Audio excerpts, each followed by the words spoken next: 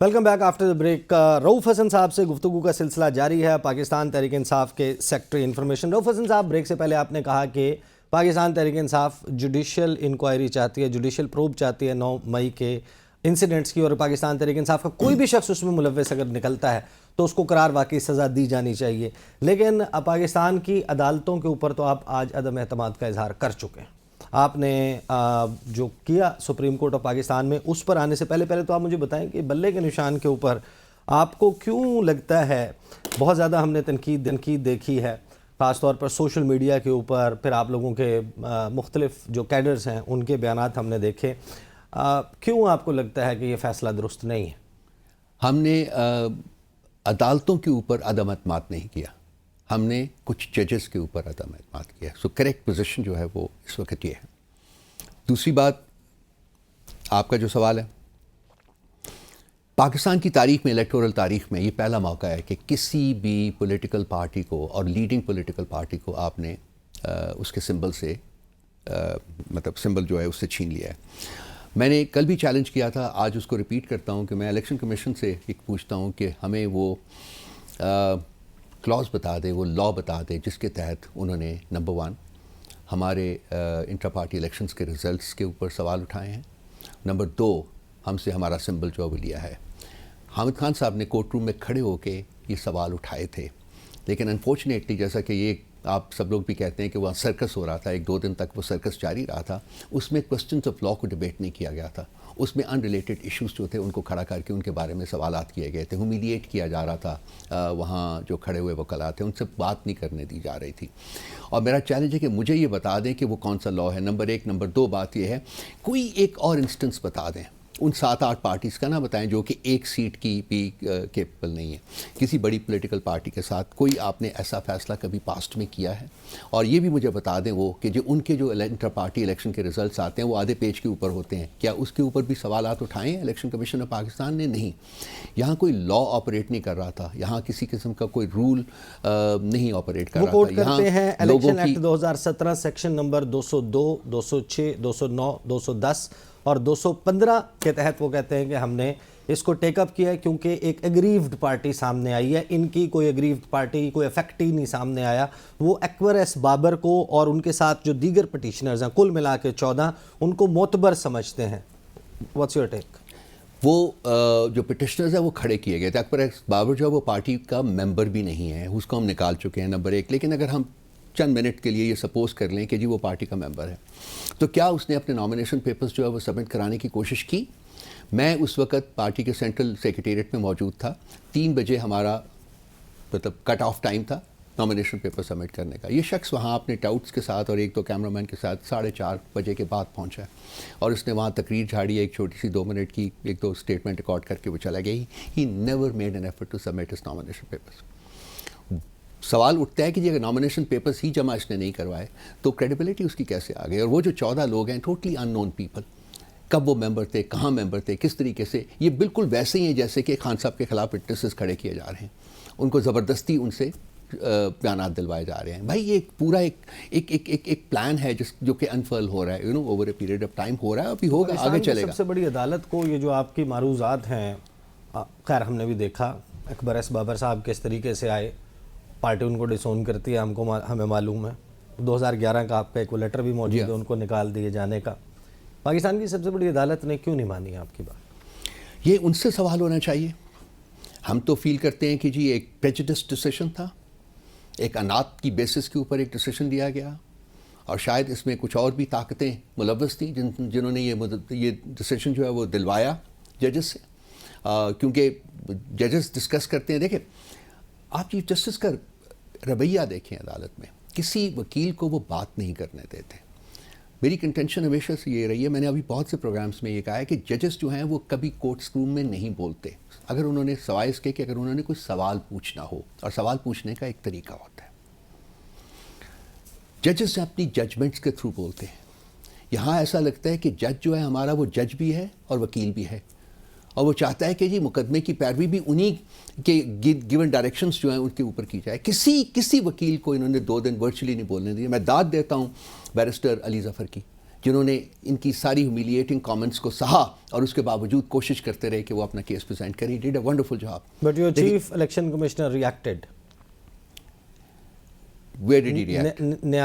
نیازی صاحب. جی اب ہم سب انسان ہیں. میں ہوتا تو شاید میں بھی ریئیکٹ کرتا.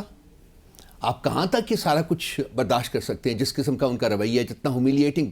بھائی آپ جج ہیں, you are the chief justice of Pakistan, you are the most important people in the country, اور آپ کھڑے ہو کے کھوسا صاحب سے بات کرتے ہیں یہ سردار وردار نہ لگایا کریں. اور بھائی قاضی نہ لگاؤ نا, یا وہ سردار طارق مسعود کو کہو کہ وہ بھی سردار اتارے. کیا یہ بنتا ہے؟ ان کو زیب دیتا ہے اس قسم کا کامنٹ کورٹ روم میں, کورٹ روم نمبر 1 میں, چیف جسٹس کی عدالت میں, ایک سینئر جج کے ساتھ, وکیل کے ساتھ وہ اس پیرائے میں گفتگو کر رہے ہیں.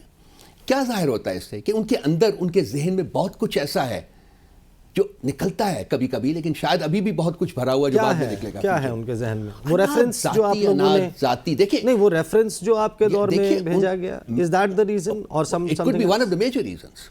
لیکن پرابلم یہ ہے کہ ان کو تو چاہیے ہی نہیں تھا کہ وہ اس کورٹ کا حصہ بنتے, پی ٹی آئی کا کیس سننے کے لیے. ان کو تو ریکوز کرنا چاہیے تھا. ایک آنریبل جج ریکوز کرتا اس کے اوپر, کیونکہ ان کا ایک ریلیشن شپ رہا ہوا ہے پی ٹی آئی کے ساتھ. گڈ اور bad, that's a different story altogether. ہم ٹھیک تھے یا غلط تھے, that's a different story altogether, but وہ ریفرنس موو ہوا تھا, دیٹس اے ریالٹی. لیکن آپ نے پلیڈ کیا ان کے سامنے اپنا مقدمہ, آپ کو یہ بات کورٹ میں کہنی چاہیے تھی کہ آپ کو نہیں سننا چاہیے ہمارا, آپ ڈفرنٹ ایک بینچ فارم کریں. اس سے ہر چیز کہی نہیں جاتی ہے. دیکھیے انسان کی جو سیلف رسپیکٹ ہے نا, وہ اس سے بہت کچھ کراتی ہے.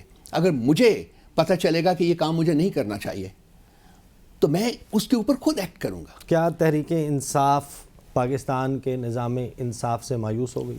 بالکل, یہ صحیح بات ہے. اس وقت جو لوگ بیٹھ کے اس نظام انصاف کو انٹرپریٹ کر کے ججمنٹس دے رہے ہیں, ہم ان سے مایوس ہیں. نظام انصاف میں کیویٹس رکھے گئے ہیں, ان کو ہماری جو کرپٹ پولیٹیکل لیڈرشپ ہے وہ ایکسپلائٹ کرتی رہی ہے تھرو ڈیکیڈس, اور راستے بناتی رہی ہے قانون کے شکنجے سے نکلنے کے. تو وہ ریفارم از اے مسٹ ہونا کرنا پڑے. اسٹریٹجی ناؤ, آپ نے عدالت سے آج کہہ دیا کہ ہمیں آپ سے انصاف نہیں چاہیے. قاضی صاحب کو آپ نے یہ کہہ دیا, آپ نے لیول پلینگ فیلڈ کی درخواست واپس لے لی. وہاں پر لطیف کھوسا صاحب نے آج ایک بڑے جذباتی قسم کے آرگومنٹس دیے, باہر نکل کے ایک تقریر کی. آپ اب کیا کریں؟ ہم لوگوں کے پاس جائیں گے, ہم عوام کے پاس جائیں گے. ہماری سپورٹ بیس وہ ہے. ہماری سپورٹ بیس چیف جسٹس نہیں ہے, ہماری سپورٹ بیس اس کے آگے باقی ججز نہیں ہے, اور یہ نظام انصاف نہیں ہے جو انفارچونیٹلی اس حد تک ان لوگوں نے کرپٹ کر دی ہے کہ اب اس سے انصاف کی توقع کی نہیں جا سکتی. ہم جا رہے ہیں لوگوں کے پاس, that is what we are determined to doing. ہم ان کے پاس جائیں گے, ہم ان سے انصاف مانگیں گے اور وہ انصاف دیں گے. That is the strong point that we have. آج تک ہمارے اوپر یہ کیوں لگے ہوئے ہیں؟ دیکھیے ایک خوف ہے ان کے اوپر, ایک بھیانک خوف ان لوگوں کے اوپر طاری ہے. بیٹ لے لیا اور اس کے بعد بھی نہیں ابھی ان کو سکون آ رہا. وہ خوف ہے ان کو الیکشن ڈے کا. ان کو پتہ ہے کہ ان کو ووٹ نہیں پڑنا. ووٹ پڑھنا ہے تو صرف پی ٹی آئی کو پڑھنا ہے. ہم اس دن کا انتظار کر رہے ہیں اور ہم ان کا ہر ظلم سہیں گے, ہر ناانصافی برداشت کریں گے.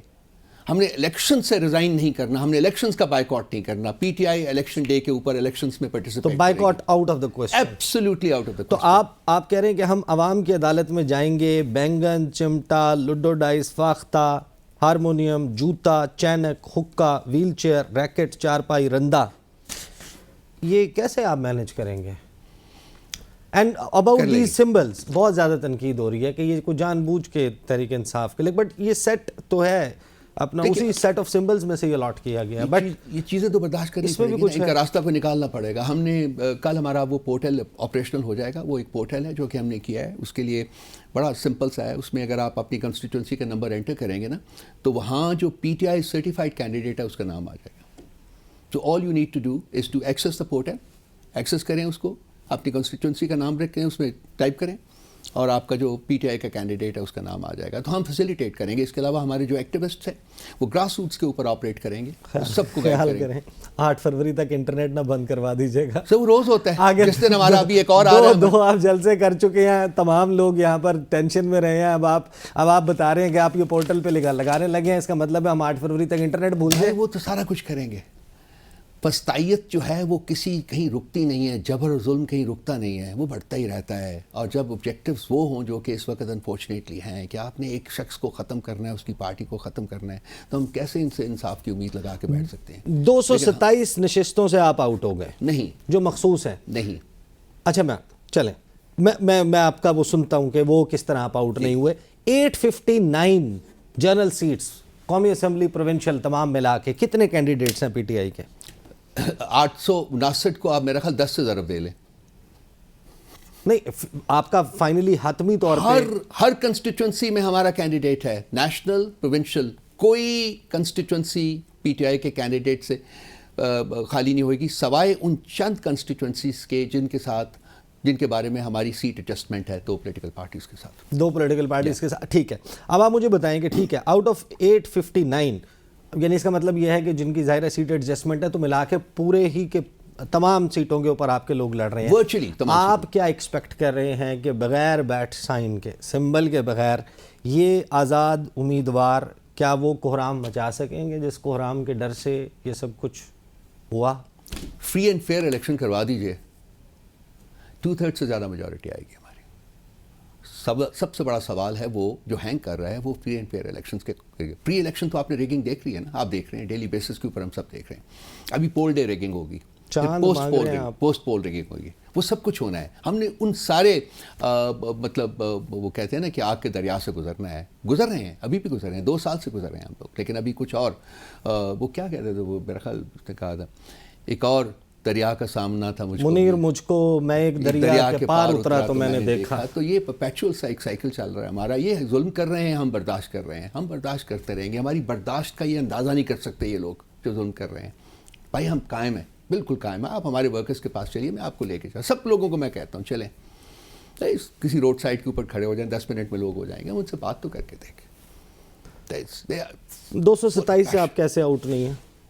وہ جب ہماری پارلیمنٹری پارٹی بنے گی نا تو کسی نہ کسی پارٹی کی پلیٹ فارم سے بنے گی تو وہ ہم کلیم بن جاتا ہے. We have taken legal advice on that. So وہ کلیم ہمارا فورفیٹ نہیں ہوگا. وہ کلیم ہم کسی اور پولیٹیکل پارٹی کے پلیٹ فارم سے وہ کلیم جو ہے اس کو کریں گے, مل جائیں گے seats. unless of course they want to be unjust with us, وہ ہوگا بالکل, اس کو بھی ہم امید کرتے ہیں کہ وہ کریں گے. آپ کو یہ کیسے یقین ہے کہ جو آپ کے لوگ آزاد جیتیں گے تو نہ کوئی ہیلی کاپٹر اڑے گا اور نہ کوئی جہاز اڑے گا؟ جہاز 2018 میں بھی اڑا تھا, لوگوں نے پی ٹی آئی کو جوائن کیا تھا. اس وقت ظاہر ہے کہ ابھی بھی لوگ تنقید کرتے ہیں کہ اسکیل یہ نہیں تھا, لیکن مور اور لیس ریاست جو ہے وہ بڑا سافٹ تھی پی ٹی آئی کے ساتھ, اور سیم پیج تھا, بڑی گاڑی چھنتی تھی آپ لوگوں کی.